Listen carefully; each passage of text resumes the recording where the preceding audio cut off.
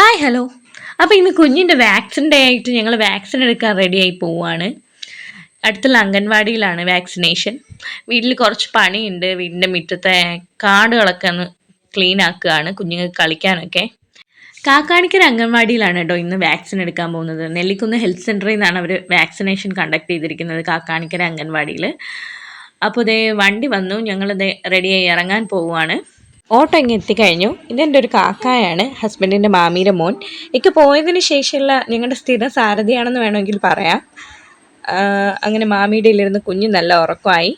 മോൻ നല്ല എക്സൈറ്റഡ് ആണ്, ദൂരെ എവിടെയോ പോകുന്നു എന്നുള്ള രീതിയിൽ ഇരിക്കുകയാണ്. അവൻ കുഞ്ഞിൻ്റെ ബുക്കൊക്കെ പിടിച്ചുകൊണ്ടിരിപ്പുണ്ട്. അവനല്ലെങ്കിൽ യാത്രകൾ ഭയങ്കര ഇഷ്ടമുള്ളൊരു കാര്യമാണ്. എത്രയും ദൂരം വണ്ടിയിൽ പോകാൻ പറ്റുമോ അത്രത്തോളം ഇഷ്ടം. അവൻ ഒട്ടും ടയേർഡാവാതിരിക്കും. തിരിച്ച് വീട്ടിലെത്തുമ്പോഴാണ് അവൻ്റെ നിർബന്ധവും കരച്ചിലും കാര്യങ്ങളൊക്കെ തുടങ്ങുന്നത്. അപ്പോൾ ദേ അംഗൻവാടി എത്താറായി. 10 മണിക്കാണ് അവർ വാക്സിനേഷൻ പ്രോഗ്രാം കണ്ടക്ട് ചെയ്തത്. പക്ഷെ ഞങ്ങൾ ഇച്ചിരി ലേറ്റായി.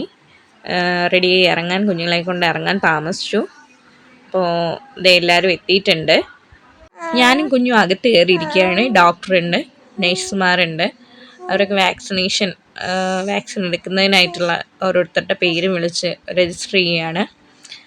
അംഗൻവാടി നല്ല ബ്യൂട്ടിഫുൾ ആയിട്ട് പെയിൻ്റ് ഒക്കെ ചെയ്തിട്ടുണ്ട്. കുഞ്ഞുങ്ങളുടെ അറ്റൻഷൻ കിട്ടാൻ വേണ്ടി നല്ലതായിട്ട് അവർ ഡെക്കറേറ്റ് ചെയ്ത് വെച്ചിട്ടുണ്ട്. അപ്പോൾ ഞാനും കുഞ്ഞും ദേ ഇവിടെ ഇരിക്കുകയാണ്. കുഞ്ഞുദേ അപ്പുറത്തെ കുഞ്ഞെന്താണ് ചെയ്യുന്നത് എന്നുള്ളൊരു ദീർഘവീക്ഷണം എന്ന് പറയാം, അങ്ങനെ ഇരിക്കുകയാണ്. അപ്പോൾ ദേ വാക്സിനേഷൻ എടുക്കുന്നത് കാണിച്ചു തരാം. കുഞ്ഞുങ്ങളൊക്കെ നല്ല കരച്ചിലായിരിക്കും.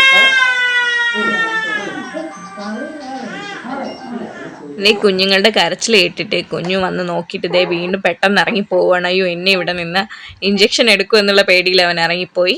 കുഞ്ഞുങ്ങൾ അവർ വാക്സിൻ എടുത്തുകൊണ്ടിരിക്കുന്നു. അപ്പം ഞങ്ങളുടെ വാക്സിനേഷൻ കഴിഞ്ഞു.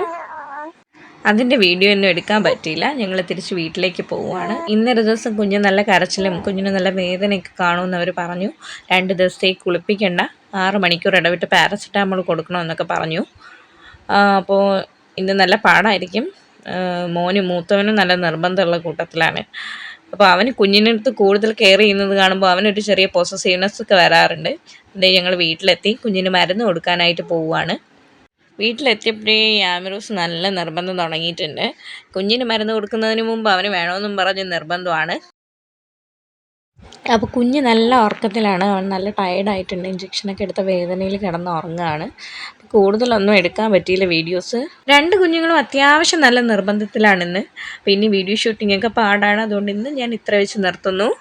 Okay, it's Amina signing off. Stay tuned to my channel blurry blast with Amina Shahin. അപ്പോൾ ഓക്കെ, ലൈക്ക് ചെയ്യുക, വീഡിയോസ് കണ്ടിഷ്ടമായ ലൈക്ക് ചെയ്യുക, ഷെയർ ചെയ്യുക, ചാനൽ സബ്സ്ക്രൈബ് ചെയ്യുക. അപ്പോൾ ഓക്കെ, കുഞ്ഞിതേ കരഞ്ഞു തുടങ്ങി, ഞാൻ പോകുന്നു. ബൈ.